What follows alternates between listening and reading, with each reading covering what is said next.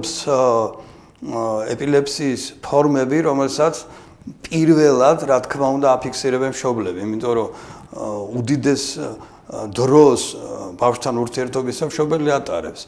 აი აქ უნდა სწორედ ასეთი საღი თვალით შეხედვა სიტუაციას, რომ რამდენად აი ეს რაღაცა მოძრაობა, ეს იქნება კიდურის, ეს იქნება ტანის, ეს იქნება თავის თუ სახის რაიმე ნაწილის მოძრაობა, რამდენად განსხვავდება ამ ბავშვის ყოველდღიურ მოძრაობებისგან, რამდენად აი ეს რაღაც მიუღებელია, ხომ?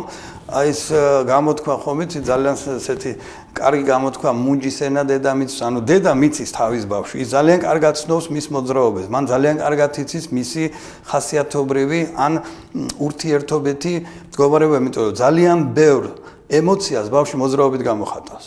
თითქმის ყველაფერს მოძრაობით გამოხატავს.